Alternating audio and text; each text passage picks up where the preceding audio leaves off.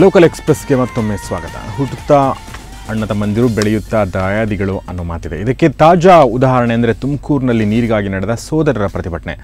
ಅಣ್ಣ ಜೆಡಿಎಸ್ ಕಾರ್ಯಕರ್ತ, ಇನ್ನು ತಮ್ಮ ಬಿಜೆಪಿ ಮುಖಂಡ, ಇವರಿಬ್ಬರ ಜಿದ್ದಾಜಿದ್ದಿಯ ಮಧ್ಯೆ ಪೊಲೀಸರೇ ಸುಸ್ತಾಗೋದ್ರು.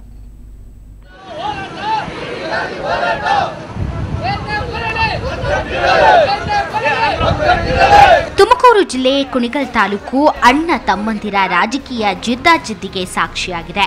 ಹೇಮಾವತಿ ನದಿ ನೀರಿಗಾಗಿ ಅಣ್ಣ ತಮ್ಮ ಪ್ರತ್ಯೇಕವಾಗಿ ಪ್ರತಿಭಟನೆ ಮಾಡಿದ್ರು. ಇಬ್ಬರು ಬೇರೆ ಬೇರೆ ಪಾರ್ಟಿಯವರು. ಅಣ್ಣ ಡಿ ನಾಗರಾಜಯ್ಯ ಜೆಡಿಎಸ್ ಕಾರ್ಯಕರ್ತನಾದ್ರೆ ತಮ್ಮ ಕೃಷ್ಣಕುಮಾರ್ ಬಿಜೆಪಿಗೆ ಜೈ ಎಂದವರು. ಬಿಜೆಪಿ ಜೆಡಿಎಸ್ ನಾಯಕರ ನೇತೃತ್ವದಲ್ಲಿ ನಾಲಾವಲಿಯ ಕಚೇರಿ ಮುಂದೆ ನೂರಾರು ರೈತರು ಹೆದ್ದಾರಿ ತಡೆ ನಡೆಸಿ ಪ್ರತಿಭಟಿಸಿದ್ರು.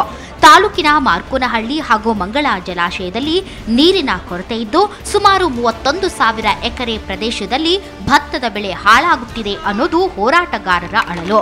ನೀರಿನ ಕೊರತೆ ಇದ್ದರೂ ಹೇಮಾವತಿ ನಾಲೆ ಅಧಿಕಾರಿಗಳು ಬೆಳೆಗೆ ನೀರು ಹರಿಸಲು ಮುಂದಾಗಿಲ್ಲ ಅನ್ನೋದು ರೈತರ ಆರೋಪ. ಒಂದು ಪ್ರತಿಭಟನೆಯನ್ನು ಮಾಡಿದ್ದೀವಿ. ಮುಂದಿನ ದಿನಗಳಲ್ಲಿ ಇದರ ಬಗ್ಗೆ ಏನೇ ಕ್ರಮ ಜರುಗಿಸ್ತಾ ಇದ್ರೆ ನಾವು ಒಂದು ಉಗ್ರ ಹೋರಾಟವನ್ನು ಮಾಡ್ತೀವಿ ಅಂತ ಹೇಳಿ ಈ ಮಾಧ್ಯಮದ ಪ್ರಕಾರ ನಾನು ಅಧಿಕಾರಿಗಳನ್ನ ಒಂದು ಮನೆಯನ್ನು ಮಾಡ್ತೇವೆ. ಇದರಿಂದ ಸುಮಾರು ಸಾವಿರಾರು ಎಕರೆಗಳಲ್ಲಿ ಬೆಳೆದಿರುವಂಥ ಭತ್ತ, ರಾಗಿ ಆಗ್ಬಹುದು, ಕಬ್ಬು ಎಲ್ಲ ಬೆಳೆಗಳೆಲ್ಲ ಒಣಗ್ತಾ ಇದೆ. ರೈತರು ಬರುವಂಥ ಒಂದು ಸಣ್ಣ ನೀರಿಗೆ ಒಡೆದಾಟ ಮಾಡ್ಕೊಂಡು ಅವರಲ್ಲೇ ಕೂಡ ಒಂದು ಗಲಭೆಗಳು ಉಂಟಾಗ್ತಾ ಇದೆ. ಪ್ರತಿ ವರ್ಷ ಇಷ್ಟೊತ್ತಿಗೆ ಹೇಮಾವತಿ ನೀರು ಹರಿಯುತ್ತಿತ್ತು. ಕುಣಿಗಲ್ ತಾಲೂಕಿಗೆ 530 ಕ್ಯೂಸೆಕ್ ನೀರು ಬರಬೇಕು.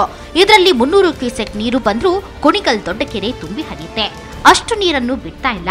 ಕೂಡಲೇ ಸರ್ಕಾರ ರೈತರ ಬೆಳೆಗಳಿಗೆ ನೀರು ಹರಿಸದಿದ್ರೆ ಉಪವಾಸ ಕೋರೋದಾಗಿ ಜೆಡಿಎಸ್ ಮುಖಂಡರು ಸರ್ಕಾರಕ್ಕೆ ಎಚ್ಚರಿಕೆ ನೀಡಿದ್ದಾರೆ.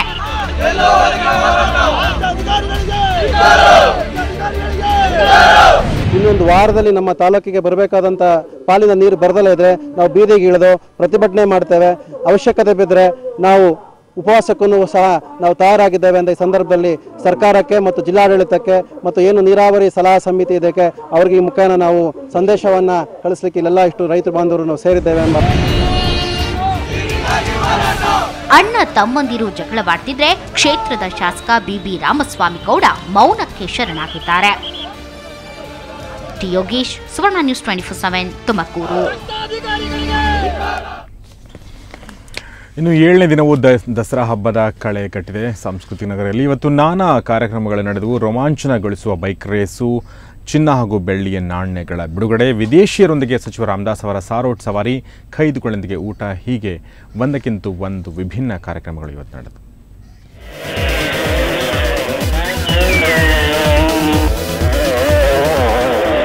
ದಸರಾ ಮಹೋತ್ಸವದ ಹಿನ್ನೆಲೆಯಲ್ಲಿ ಮೈಸೂರಿನ ಲಲಿತ್ ಮಹಲ್ ಹೆಲಿಪ್ಯಾಡ್ ಬಳಿ ಬೈಕ್ ರೇಸ್ ನಡೆಯಿತು. ಕಚ್ಚಾ ರಸ್ತೆಯಲ್ಲಿ ಬೈಕ್ ಓಡಿಸಿದ ಸಾಹಸಿಗರು ನೆರೆದಿದ್ದ ಜನರನ್ನ ರಂಜಿಸಿದ್ರು. ಮೈನವಿರೇಳಿಸುವ ಸ್ಟಂಟ್ಗಳನ್ನು ಪ್ರದರ್ಶಿಸಿದ್ರು. 5 ವರ್ಷಗಳ ನಂತರ ದಸರಾದಲ್ಲಿ ರೇಸ್ ನಡೆದಿರೋದ್ರಿಂದ 50ಕ್ಕೂ ಹೆಚ್ಚು ಸ್ಪರ್ಧಿಗಳು ಉತ್ಸಾಹದಿಂದಲೇ ಭಾಗವಹಿಸಿದ್ರು.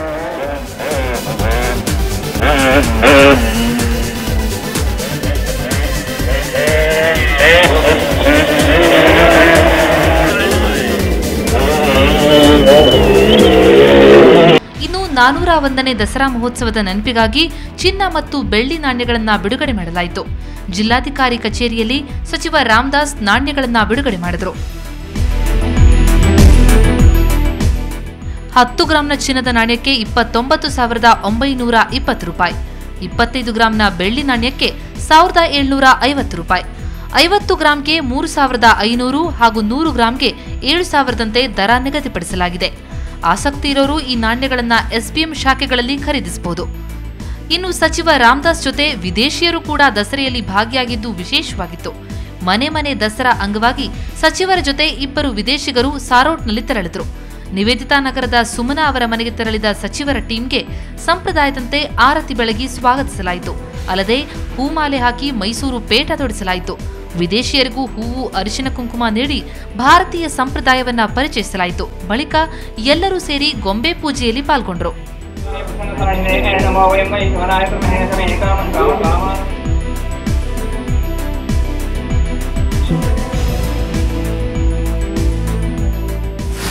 ನಮ್ಮಲ್ಲಿರುವಂತಹ ಆ ಸಂಸ್ಕೃತಿಯ ಹಿಂದೆ ಇರುವಂತಹ ಕಾನ್ಸೆಪ್ಟ್ ಏನಾಗಿದೆ, ನಮ್ಮಲ್ಲಿರುವ ಧರ್ಮದ ವಿಚಾರಗಳೇನು ಅನ್ನೋದನ್ನ ಸ್ವತಃ ಅವರೇನೆ ನೋಡುವಂತ ದೃಷ್ಟಿಯಲ್ಲೇ ಬಹಳ ಸಂತೋಷ ಆಗಿದ್ದು ನನಗೆ ಅಂತಂದರೆ, ಅವರು ಈಗಾಗಲೇ ನಮ್ಮ 3 ಸಂಪ್ರದಾಯದ ಬಗ್ಗೆ ಸ್ಟಡಿ ಮಾಡಿ ಶೈವ ಸಂಪ್ರದಾಯ, ವಿಷ್ಣು ಸಂಪ್ರದಾಯ ಮತ್ತು ಬ್ರಹ್ಮನ ವಿಚಾರವನ್ನು ನನ್ನ ಮುಂದೆ ಹೇಳಿ ಇದು ಯಾವ ದೇವತೆ ಅಂತ ಕೇಳುವಂಥ ವ್ಯವಸ್ಥೆಗಳನ್ನು ಮಾಡಿದ್ರು. Yeah, that's really different from what we see in France. Okay. And that's completely the culture of India, so that's great. Yeah, all Indian people are really welcoming. Really welcoming, so yeah, that's nice. ಇಷ್ಟಲ್ಲದೆ ಖೈದಿಗಳಿಗಾಗಿ ಪರಿವರ್ತನಾ ದಸರಾ ಕೂಡ ನಡೆಸಲಾಯಿತು. ಕಾರ್ಯಕ್ರಮದಲ್ಲಿ ಪಾಲ್ಗೊಂಡ ಸಚಿವ ರಾಮದಾಸ್ ಖೈದಿಗಳ ಜೊತೆ ಊಟ ಮಾಡಿದರು. ಇನ್ನು ಕಾಡಾ ಆವರಣದಲ್ಲಿ ನಡೆದ ಆಹಾರ ಮೇಳದಲ್ಲಿ ತಿಂಡಿ ತಿನ್ನೋ ಸ್ಪರ್ಧೆ ಆಯೋಜಿಸಲಾಗಿತ್ತು. 100 ಸ್ಪರ್ಧಿಗಳು ಉತ್ಸಾಹದಿಂದ ಪಾಲ್ಗೊಂಡರು.